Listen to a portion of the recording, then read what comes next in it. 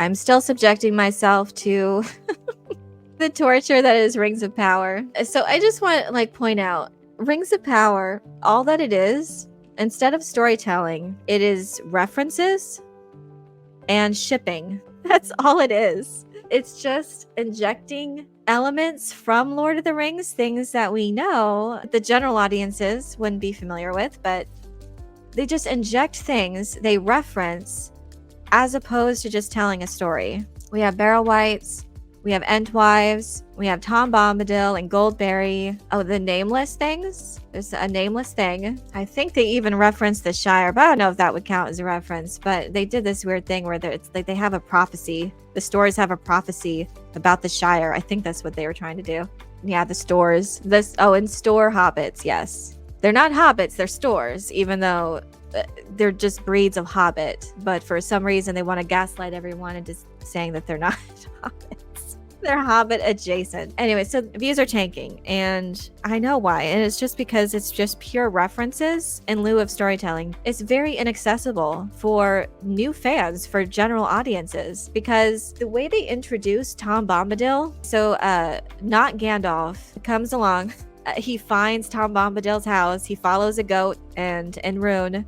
And so you see the back of him, and they play like some music, and he says, "Excuse me," or something like that, gets his attention. And he turns around, and the camera just lingers on his face, and he smiles, and it just lingers there. Like everybody would know the significance of what just happened.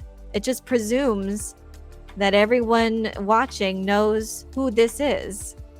But they never just introduce him as Tom Bombadil. He just turns around. He just looks like a regular dude. I just think it's so funny how much it presumes the audience knows. The only reason why I know that he's Tom Bombadil is because I've been following the marketing campaign, and Entertainment Weekly, I think, did this whole huge spread about introducing Tom Bombadil. I forget what the actor's name is, but if you don't pay attention to that, and a lot of people have a lot on their mind and aren't scouring the internet for the latest Rings of Power news, they don't know. And if maybe you were familiar with Tom Bombadil, well, he doesn't really look like how he's depicted, how illustrations depict him, or how he's described. He's not wearing blue. He has yellowish boots, but you really couldn't see them, and they're kind of a muted yellow. There's no indication of who this person is, but you can tell the way they shot it.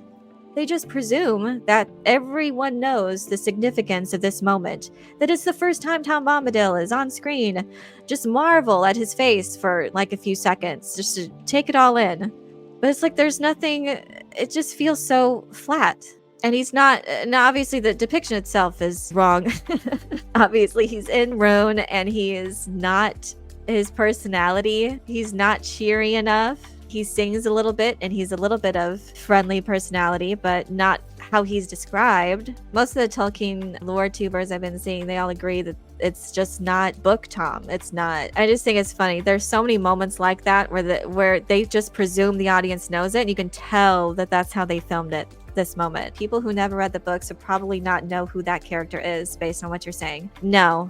They wouldn't. This is why that one review from Variety, I think, this was one of the problems that she had, and it's actually a very scathing review, and they've seen the whole season, by the way. And the review from Variety mentioned this, that there's just so much lore in it, but they don't incorporate it into the story, so she feels lost. So it's very inaccessible. And why do you just presume that everyone's keeping up with the Entertainment Weekly exclusives for all these character introductions? Why do you just presume that of the audience? Like the same thing with like introducing the rings, when they all put the rings on and they lingered on the shot of the rings of all three elves holding the rings up. They do so much of that. They shoot it like it's a promotion, like it's promotional material.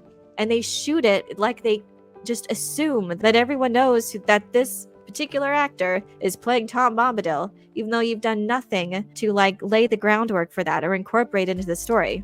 It's the same issue I have with like the Acolyte, Star Wars The Acolyte. They just injected a Darth Plagueis cameo, but they didn't introduce him as Plagueis, and they didn't put him in the story. So can you really say that you've put him, that he's really in there? It really just requires the audience to already know who Plagueis is, to already be familiar with the legends that they decanonized. Why are you presuming the audience Peter Jackson's films and even The Hobbit, they were accessible to everybody. They didn't presume on your knowledge. They told the story and gave you the information that you needed as the story went along. That's what this show is. It's shipping and it's references. And that's not enough to sustain viewership. Not just Tom, all the characters have been bastardized. Oh yes, it's fan fiction, it's expensive fan fiction, that's how I look at it. And unfortunately, it's just not even entertaining from a basic fantasy show perspective. Lame use of member berries, typical Disney, Lesai. Yeah. They shot it like Peter Jackson's Lord of the Ring. They literally want to tell the story of the Lord of the Rings before the Lord of the Rings. There's so much visual references that harken to those films that just make you think of those films, which I think that really cuts against you because it just is making it clear to the audience what the superior version is. So you're just reminding them of the better version of this story. So let's just go watch that instead. I think the movies are on Amazon actually right now too. You just watch that. Anyway, so actually a lot of people did not like this episode. And views are tanking too. Like even if you are keeping up with the marketing campaign, it's really just cringe inducing. And the media is not helping. It's not helping to acquire more viewers because the marketing is so cringe. And the reviews, each time an episode comes out, it's just like something newly cringe material coming out.